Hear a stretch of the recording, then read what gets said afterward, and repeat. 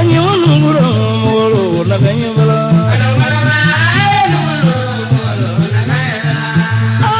wala gonna la ya molo na kanya bala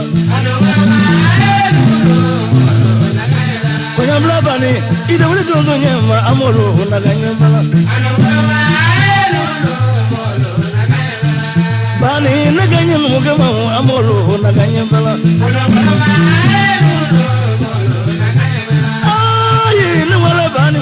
amolo na kanya bala fa wale kuma jinu ni kanya amolo na kanya bala koso mama imana juru amolo na kanya bala kuna bla bla kama ndi imana ngwaninga me amolo na kanya bala semana ya buba na wala baru moro no foli moro no wala baru bani na kanya bala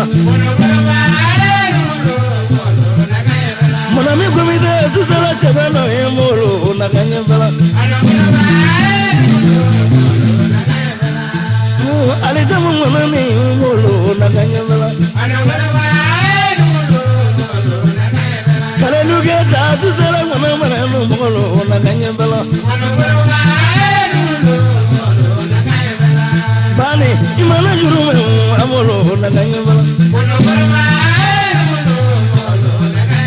drama na baro bete magna de jema bari mulo de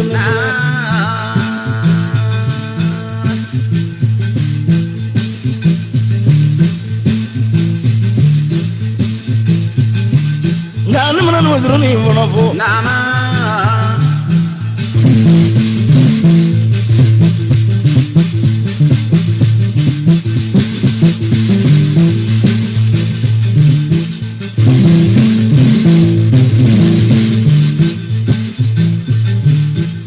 Fagulengi ya juru ga ne bro bani na giwele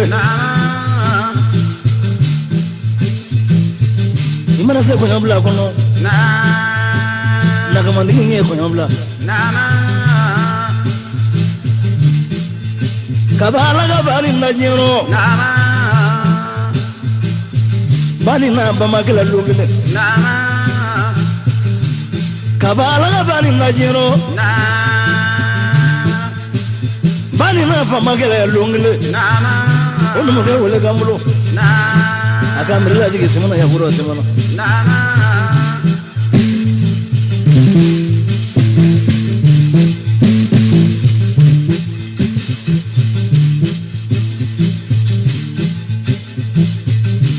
ngani bila duro nyini ko lagi ya ba mangule ka barika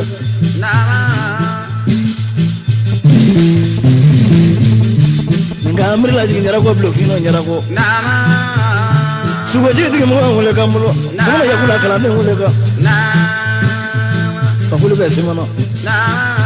bare na mana no ndiro fani ma ya kubela la be jigi se kubala pakulu ni mulo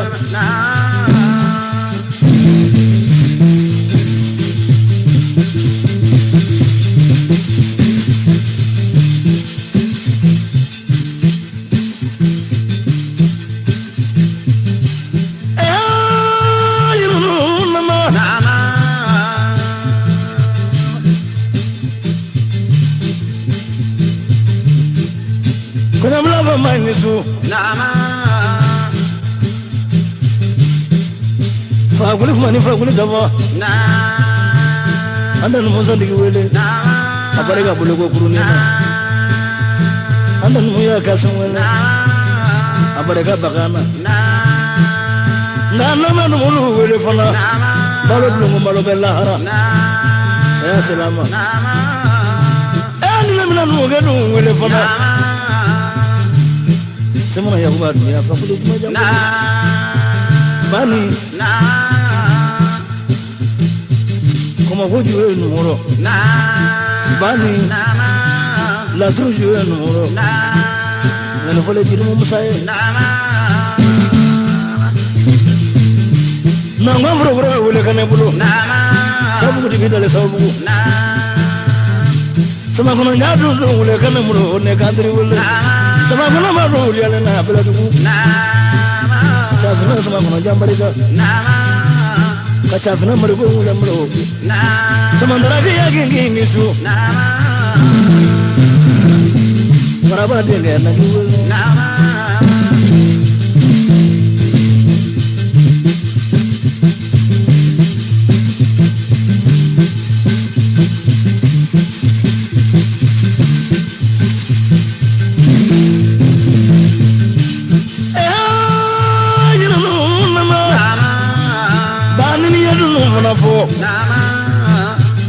Jaladi langero jala kuna jaladi uro jala kuna jala kuma jala jala jala Dragura mari kongole kata dufi Dragura mari kongole kata dufi Kamaru siribe wele te dufi kono Kokora gacha modu ya wele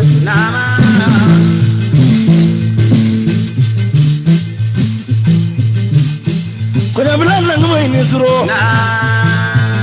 Ibi jora muna jora dungunde Ibi sira muna sira dungunde Ibi hami muna hami dungunde jino Niye sangi membalo jino dona fa alemi ye alemi ukome Konya mla bani mumani ye tolu kido Konya ne bama kumfi ngulo che bama dangade Marunja ni do dema konya mla sumale Waraba nyino ni do dema konya mla sumale Blake ya bani na kiwele nama Asya managan mo gola ye do nya foya Yiri managan mo gola ye kuma ye Wale ko managan mo ya bro ye ka fa fonya na Wale yiri managan mo ya ro ye ka fa mo ne mo ba se ko mo afu le ko na de ja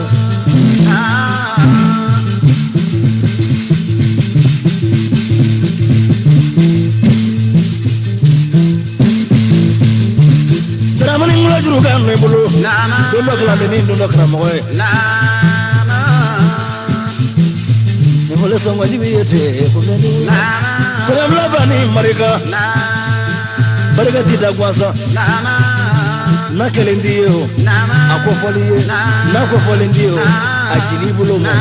na jilendi bulu mo ayira li la fana mona mi ko mete ko ya bla bani mo Anu tu barika, barika tu kalau tu semua lu. Saya jauh muas, saya jauh tu. Kadua cekura wele, kadua bagariba wele. Nila konya sanga wele, ni yang mana wele le. Kadua buku baca wele. Bani bano mana mangi.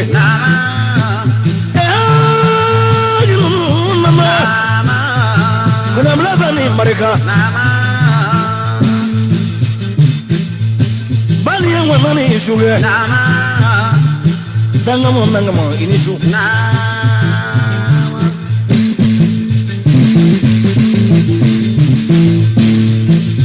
Sebelum ya gula ini mula Ima bani ngome